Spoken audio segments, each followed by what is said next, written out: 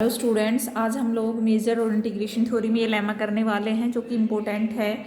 इस algebra of sets है तो आपको डेफिनेशन पता होनी चाहिए। Algebra of sets E I set है sequence of sets in this, then there exist a sequence D I of disjoint member. कैसे मेंबर्स होंगे? डिसजॉइंट ऑफ ए, यानी कि ये collection such that D I subset of E I and this is equal to this equality is holds. इसके लिए हम क्या करेंगे, हर नेचुरल नंबर के लिए मैंने एक सेलेक्ट किया डी एन। डी एन को किसके बराबर रखा? E N minus this quantity.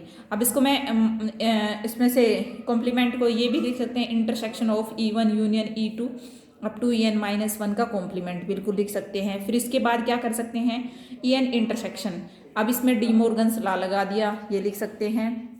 इसका मीनिंग क्या हो गया भाई कि जो आपको पता है कि कोई एलिमेंट अगर उसमें अलजेब्रा ऑफ सेट्स में हो तो उसका कॉम्प्लीमेंट भी उसके अंदर रहेगा और इंटरसेक्शन भी। तो ये दोनों प्रॉपर्टी कंबाइंड कर देंगे तो हम ये कह सकते हैं डीएन कहाँ चला गया? अलजेब्रा ऑफ सेट्स में। ठीक है, हमने जो कंस्ट्रक्शन की है यहाँ पे डीएन को ईएन के माइनस कुछ क्वांटिटी में से हटा इसके बराबर रखा है, तो यहाँ पे हम कंस्ट्रक्शन के हिसाब से ये कह सकते हैं कि D I subset of E आई।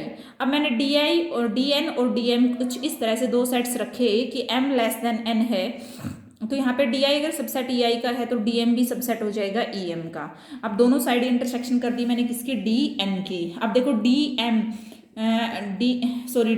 की इंटरसेक्शन की है। अब डी एन की वैल्यू ये रही, देखो E N intersection E one का कॉम्प्लीमेंट इंटरसेक्शन ई टू का complement up to E N minus one का कॉम्प्लीमेंट। अब ई एम कुछ देखो ई एन माइनस वन, और अब मैंने क्या लिखा था कि एम ना लेस देन है एन से। किससे है? एम लेस देन है एन से। ठीक है, ये आपका एम है। तो यहां से देखिए, अगर मेरा एम लेस देन एन है तो यहाँ पे अगर ई एन का कॉम्प्लीमेंट आ रहा है तो इन टर्म्स में मुझे कहीं ना कहीं तो ई एम भी मिलेगा भाई, बिल्कुल मिलेगा, जाहिर सी बात है। अगर वो उससे छोटा है तो इसमें इंक्लूड जरूर होगा। ठीक है, अगर वो आएगा तो स्टेज पे E M intersection E M का कॉम्प्लीमेंट क्या हो जाएगा? फाइव। बाकी सबकी कैलकुलेशन निकालते रहो आप, लेकिन अगर कोई फाइव के साथ इंटरसेक्ट होगा तो आंसर मिलेगा फाइव। तो यहाँ से सिर्फ एक ही बात प्रूव हुई कि डी एम और डी एन कैसे हैं? डिसजॉइंट है। ठीक है, ये बात तो हमें प्रूव करनी थी। उसके बाद रिलेशन क्या इंप्लाइज करता है? अगर डी आई सबसेट है तो union of D I subset हो जाएगा यूनियन ऑफ ई आई।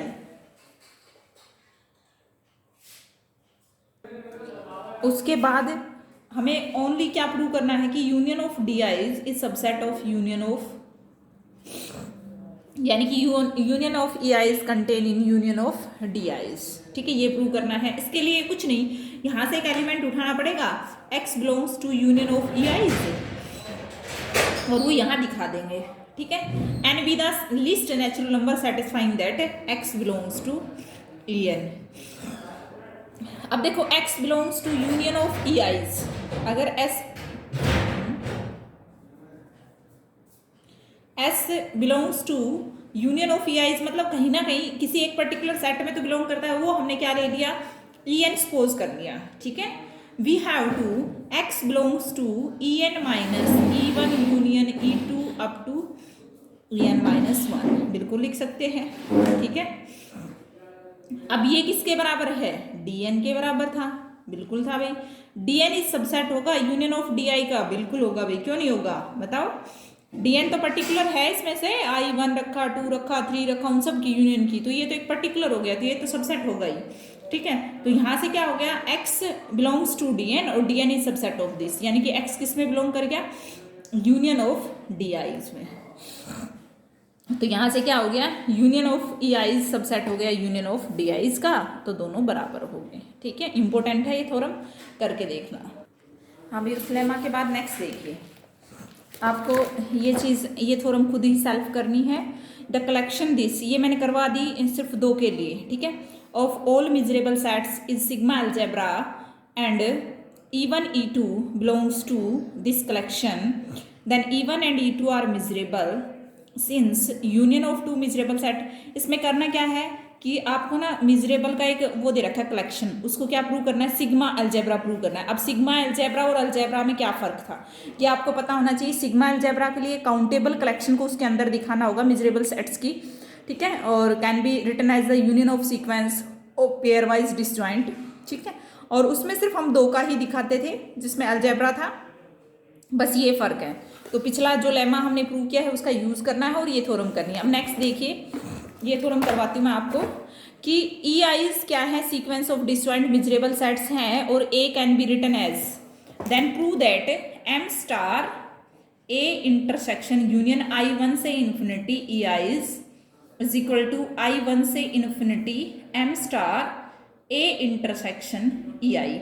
अगर थोड़ा सा ध्यान दे तो ये चीज़ हमने ना N1 से I1 से I1 से N के लिए प्रूव कर दी, जस्ट लेमा से पहले वाली थ्योरम है। एक बार मैं आपको दिखा देती हूँ, ठीक है। देखो हम इसका यूज़ भी करेंगे, सिर्फ वहाँ पे फाइनाइट का केस था और ये हमने प्रूव किया, ठीक है। लेकिन अब कैसा केस है, इनफाइनाइट का है। डिसजॉइंट उसमें भी था, डिसजॉइंट इसके अंदर भी है। तो देखो इसको प्रूव करते हैं हम, कैसे प्रूव करेंगे। तो सबसे पहली बात तो M star A intersection union of E I's I1 से इन्फिनिटी, इसका लेफ्ट हैंड जो है हमने वो टेक किया है, इसको मैं ऐसे भी लिख सकती हूँ, एम स्टार यूनियन I1 से इन्फिनिटी ए इंटरसेक्शन ई आईज, एक ही बात है, ठीक है। चाहे इसको खोल के देख लो चाहे इसको इकट्ठा, दोनों आपको पेयर बराबर मिलेंगे। अब इसको मैं लिख सकती हूँ लेस देन, ये किसमें डिसजॉइंट भी है आपस में, तो ये जो यूनियन है वो किसमें चेंज हो जाएगी, समेशन में, I1 से infinity M star A intersection, ठीक है। अब इसके बराबर प्रूव करना है तो ए की यूनिटी हमें क्या प्रूव करनी पड़ेगी, ये वाली इससे छोटी दिखानी पड़ेगी, ठीक है। तो जस्ट मैंने बताया कि उस लेमा से पहले हमने इस थ्योरम को प्रूव किया था, मैं उसका डायरेक्ट रिजल्ट लिख रही हूँ, वी नो दैट करके, ये इसके बराबर होता है। सिर्फ किसका केस है भाई, ये फाइनाइट का केस है, I1 से N और ई आईज, ठीक है। अब इसको मैं लिख सकती हूँ less than equal to M star A intersection union I1 से इन्फिनिटी, भाई कुछ एक्स्ट्रा ही आ जाएगा इसमें, ठीक है। तो ये तो स्ट्रिक्टली क्या हो जाएगा, लेस देन इक्वल टू हो जाएगा, ठीक है। अब ये करने के बाद n टेंस टू इन्फिनिटी कर दो यहाँ पे, तो समीशन I1 से infinity m star a intersection E I less than equal to m star a intersection union of I1 से इन्फिनिटी ई आई, ये हो जाएगा, ठीक है। अब दोनों में क्या हो गए, फर्स्ट और सेकंड को कंबाइन कर दो तो m star a intersection E I's summation I1 से infinity is equal to M star A intersection union of E I's I1 से इन्फिनिटी, ठीक है। ये हमने प्रूव कर दिया। अब जस्ट नेक्स्ट देखिए, द इंटरवल ए से infinity is miserable, open interval, ये क्या होता है, मिजरेबल होता है, ये आपको प्रूव करना है। तो देखो भाई, मिजरेबल की डेफिनेशन आपको थोड़ा सा फिर से पता होनी चाहिए, ठीक है। क्या होती है मिजरेबल की डेफिनेशन,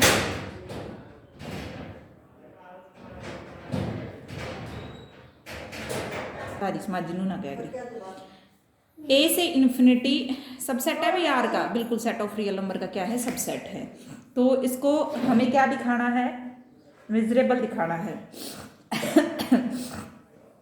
याद करो डेफिनेशन, तो मैंने यहाँ पे A1 लिया, ए इंटरसेक्शन ए से इन्फिनिटी, और A2 लिया, ये तो ए कोई मैंने सबसेट लिया आर का, याद हो measurable, M star A is equal to M star A intersection E1 plus M star A intersection E1 का कॉम्प्लीमेंट, तो उस केस में हम ई को मिजरेबल बोलेंगे, E1 को। तो यहाँ पे A1 A2 A intersection A से इन्फिनिटी, क्योंकि हमें इसको दिखाना है ना एज ए E1, तो ये हमारा, तो इसका कॉम्प्लीमेंट। तो सीधी सी बात है, आपको जो प्रूव करना है वो ये है, नेसेसरी कंडीशन थी ना भाई, ये एक तो ओबियस होल्ड करती है, हमने प्रूव किया था, और ये आपको सिर्फ ये दिखाना होता है, तो आप मिजरेबल बोल सकते हो उस चीज़ को, ठीक है। If M star A is infinity, देखो जब जब हमारे पास ओपन इंटरवल की बात आएगी तो उस केस में इनफाइनाइट का भी केस आएगा, तो नथिंग टू प्रूव, ठीक है। लेट जो मेजर है वो फाइनाइट मान के चलते हैं, given epsilon greater than 0 there is a countable collection IN of open intervals which cover A for which length of IN less than m star A plus epsilon, ठीक है। IN जो है हमारे पास, IN डैश को मैंने consider किया, IN dash को हमने कंसिडर किया, IN जो आपने काउंटेबल कलेक्शन ली थी उसकी इंटरसेक्शन A से इन्फिनिटी, ठीक है। IN डबल डैश को भी इसी तरह से किया, IN का इंटरसेक्शन किसके साथ किया हमने, A से इन्फिनिटी के कॉम्प्लीमेंट के साथ, then I N and I N dash double dash दोनों क्या है, आर इंटरवल्स और एम्प्टी सच दैट, हाँ भाई दोनों क्या है आपके पास, आई एन का इंटरसेक्शन कर दिया हमने ए से इन्फिनिटी, और आई एन जो थी वो काउंटेबल कलेक्शन है जो ए को कवर कर रही है, ये इंटरवल्स हैं और एम्प्टी भी हैं, ठीक है। Such that length of I N, अब complete length of I N बता सकते हो क्या हो जाएगी, length of I N dash plus length of I N double dash. अगर इन दोनों को मैं कंबाइंड कर दूं, क्योंकि एक का तो एक से इन्फिनिटी के साथ इंटरसेक्शन है, एक का ए से इन्फिनिटी के कॉम्प्लीमेंट, अगर दोनों को हम कंबाइंड कर दें तो उस केस में क्या हो जाएगा आपके पास, कवर आ जाए, लेंथ पूरी आ जाएगी आई एन की, ठीक है। तो ये हमारे पास, उसके बाद A1 जो है आपके पास वो सबसेट है union of I N dash, बिल्कुल हो जाएगा A1 जो सबसेट है union of I N dash, ठीक है। तो M स्टार A1 क्या हो जाएगा, less than equal to M star union of I N dash, less than equal to summation I1 से N और M star I N dash. Similarly I2 के लिए हो जाएगा, और दोनों को हम क्या कर देंगे, M star A1 plus M star A2 दोनों को ऐड कर देंगे, तो क्या आ जाएगा, less than equal to summation M star I N dash plus summation M star I N double dash, ठीक है। तो इसकी आउटर में से क्या हो जाएगी, इसकी लेंथ हो जाएगी length of I N dash और प्लस में summation length of I N double dash, ठीक है। ये हो जाएगी आपके पास, और इसको मैं क्या लिख सकती हूँ, summation length of I N, complete length of I N का, ठीक है। और ये क्या है, एम स्टार ए से लेस प्लस एप्सिलॉन। अब एप्सिलॉन तो क्या है, एप्सिलॉन तो क्या है, एक आर्बिट्री कांस्टेंट है, तो क्या हो जाएगा, टेंड कर जाएगा जीरो को। तो M star A1 plus M star A2 less than equal to M star A, तो ए से इन्फिनिटी क्या हो जाएगा, ये जो ए है ये क्या था हमारे पास, A1 क्या था, ए से ए के साथ इंटरसेक्शन, ठीक है, किसकी, ए से इन्फिनिटी की, और ए के साथ इंटरसेक्शन ए से इन्फिनिटी के कॉम्प्लीमेंट की, तो यहाँ से क्या हो जाएगा, ए से इन्फिनिटी इज मिजरेबल। तो यहाँ तक का करना, कल आगे करेंगे। Thank you.